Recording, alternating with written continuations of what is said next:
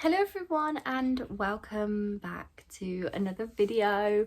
I'm just going to apologise now. I'm really sorry for the lighting. The sun literally comes beaming into my room, as you can literally see in the background, on an evening, and yeah, the sun might come in and out and the lighting might change.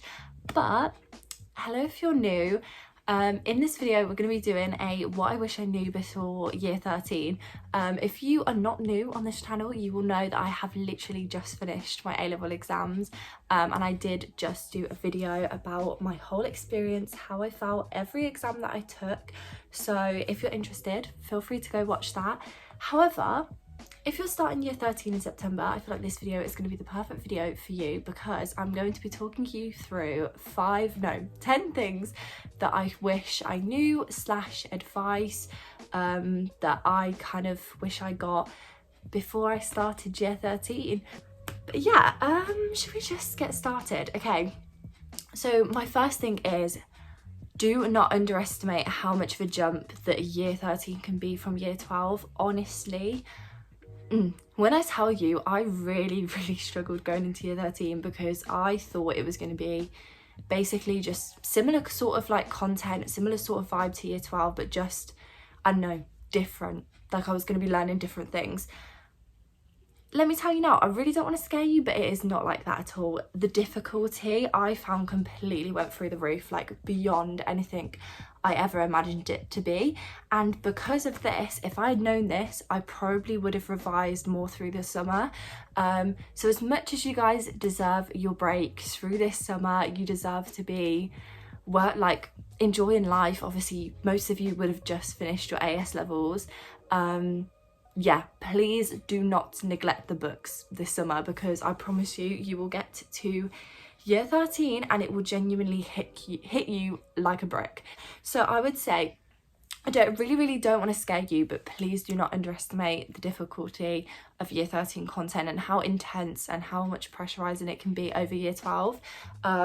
But yeah, you are more than capable of doing it. You probably thought at the start of year 12 that you would not be able to get through year 12, and yet here you are. So do not panic. You're more than capable of getting through year 13 just as much.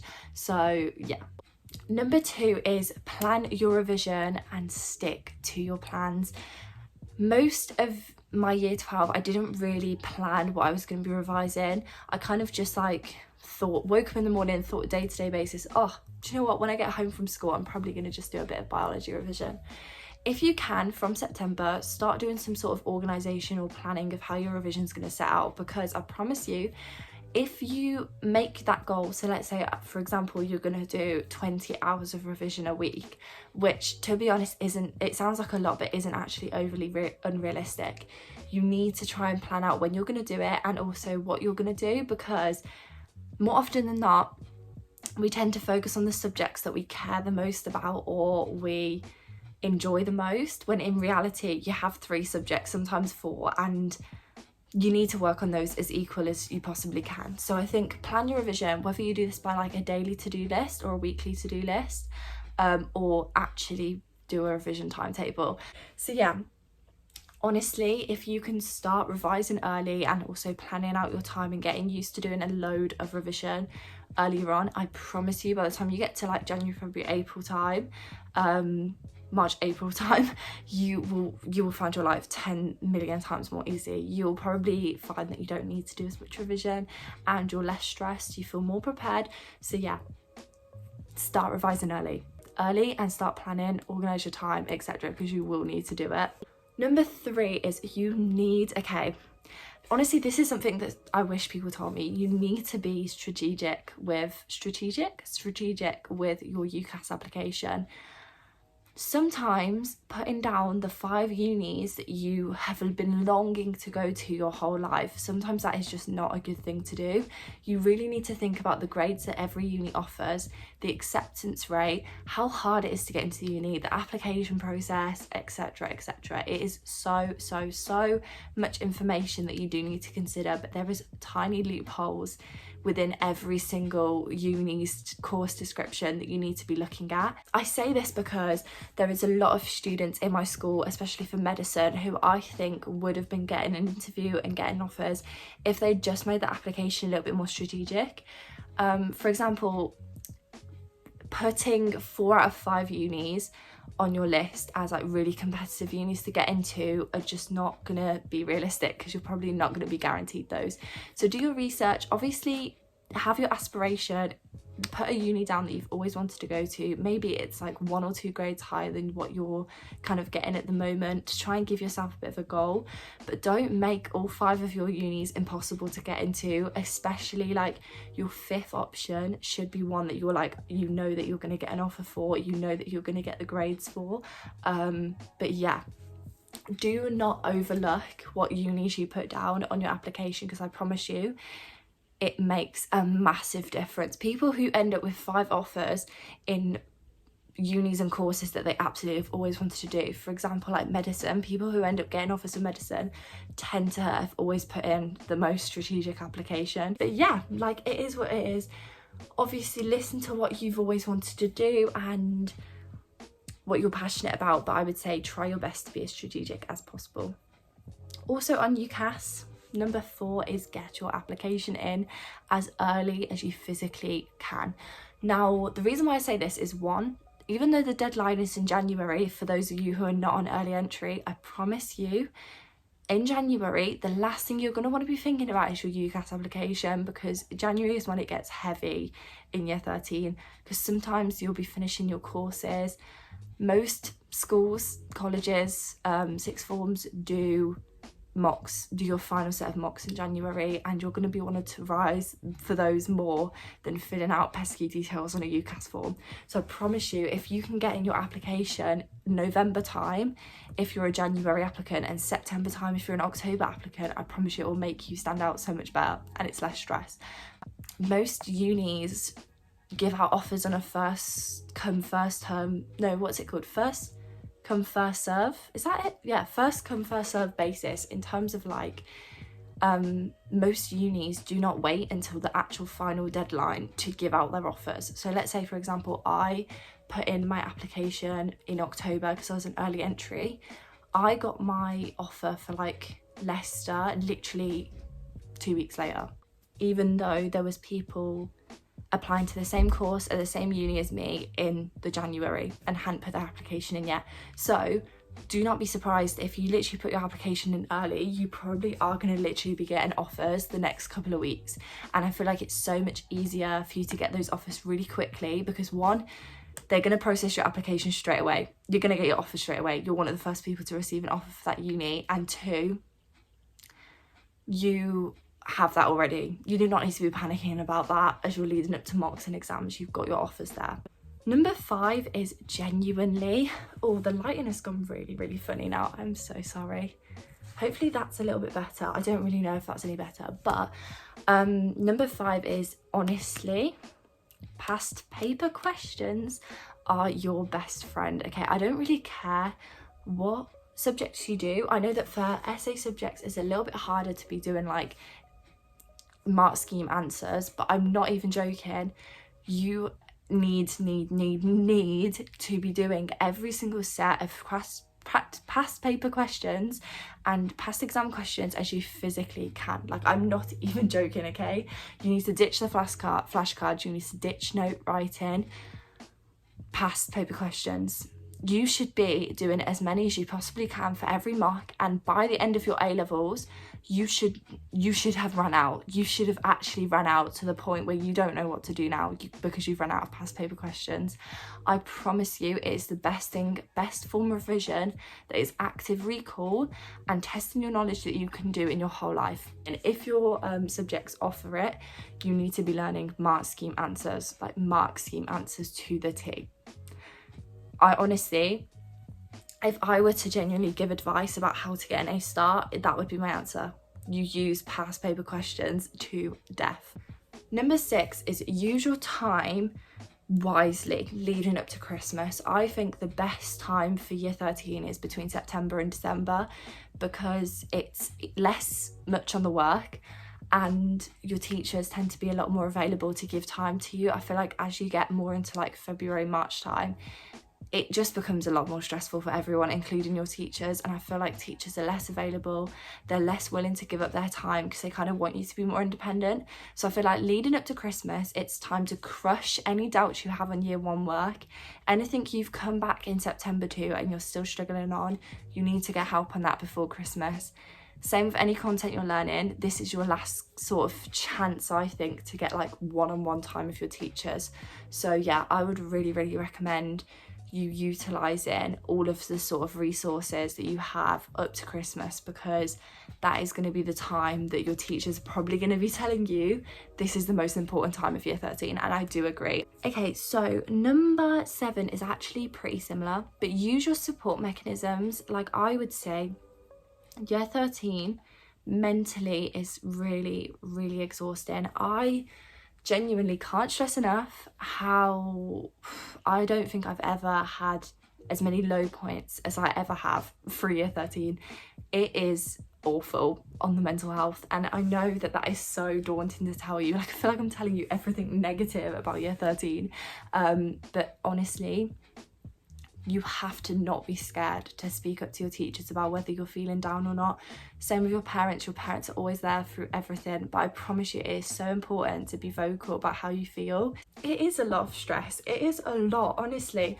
What the British education system puts us through, I promise you, if all of those politicians had to sit A-levels now, trust me, they would not do well, and they would probably be mentally exhausted just like we are.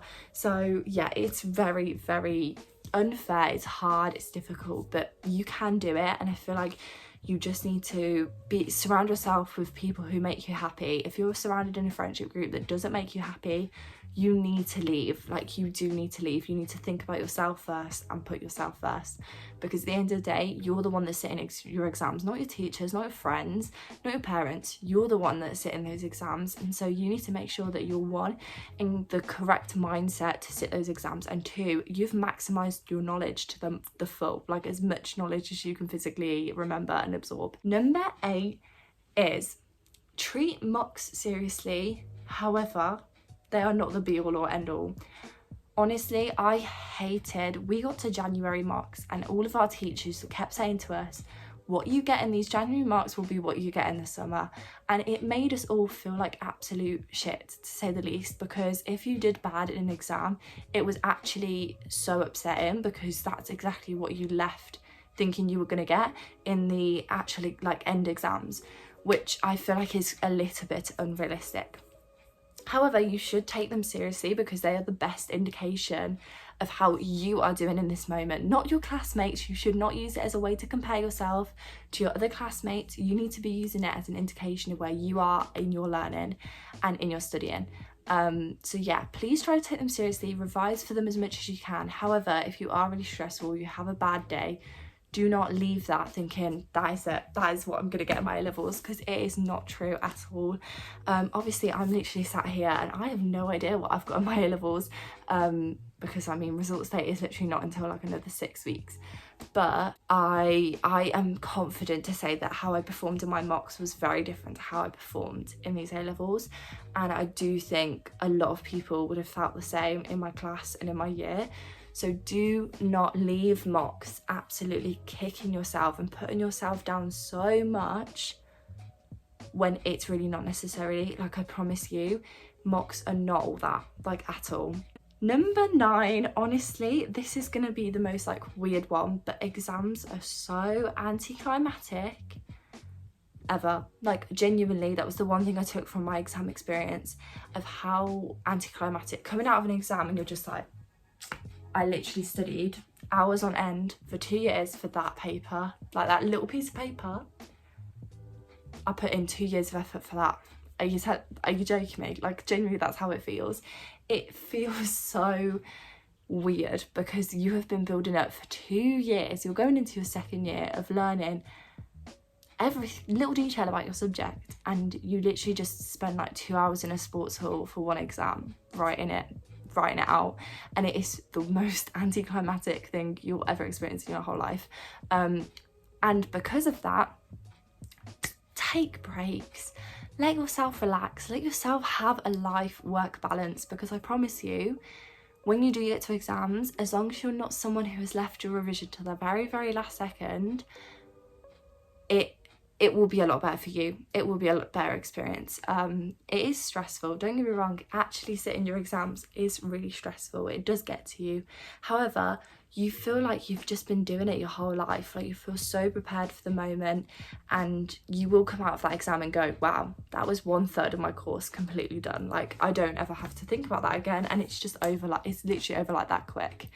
So yeah, to stop putting pressure on yourself, stop like thinking that this is literally your whole life, your whole existence in this one paper. It really is not that deep when you come to sit them, and I'm sure you will leave your exams thinking the exact same thing. You will be so shocked at how fast they go.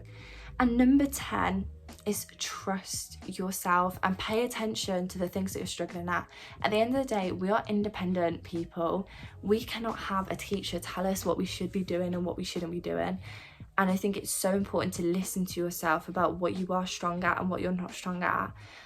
For example, as much as your teacher is completely nagging at you to come to these intervention sessions, trust yourself. If you genuinely feel like you're not going to get anything out of those intervention sessions, don't go just because your teacher says. Genuinely, you know yourself and what you know the most, more than anyone. So trust that. You need to really, really trust yourself and your knowledge. For example, let's say there's that really easy topic in biology. Trust yourself that you don't really need to revise that until a few weeks till the exam. Like, don't put yourself through anything that you don't need to be put through. This is like, I wish someone would tell me this, because I genuinely forced myself to so many different intervention, revision sessions to come into school on exam leave when I probably didn't need to. And if anything, it was worse. I was way better at revising at home, and I trusted myself that I could revise at home. I trusted myself that I could go to a coffee shop and plan my own revision. And I think that is so important. It is genuinely so important that you do just listen to what you want and not what your teachers are pushing you to do, because at the end of the day, you're an independent 17/18-year-old, and you know what you're doing. You are the ones that are sitting your exams at the end of the day. So do what it is that makes you feel like you're going to be the most successful out of everything. But yeah, that is my video. I feel like this video is going to be going out a lot earlier than a lot of people will do this video, and it's purely because I've just finished year 13. It makes more sense in my head to kind of film this video now, because it is so fresh, and I feel like I am just giving the most best and genuine advice. So hopefully a lot of you I know that are probably not quite finishing year 12, hopefully some of you will acknowledge this video and go into year 13 a lot more prepared. But yeah, I hope you have enjoyed the video. I hope it has helped a few of you, and yeah, I really wish you a good A-level year. I promise you it will go well in the end. It's a huge relief when you get to the end of the exams and you can finally celebrate and go out and live your life. But yeah, feel free to stick around if you kind of like love my content or whatever. Like, give a cheeky subscribe if you fancy. Yeah, hopefully I'm going to be doing a lot more like advice videos through summer, and also just some fun vlogs, because I am quite a fun person. This is very tame and PG of me, but yeah, I am quite a fun person. But yeah, feel free to subscribe if you want to see what I'm coming up with this summer. But yeah, good luck for year 13. I'm sure you smash it. Enjoy your summer, and I will see you next time with another video. Bye.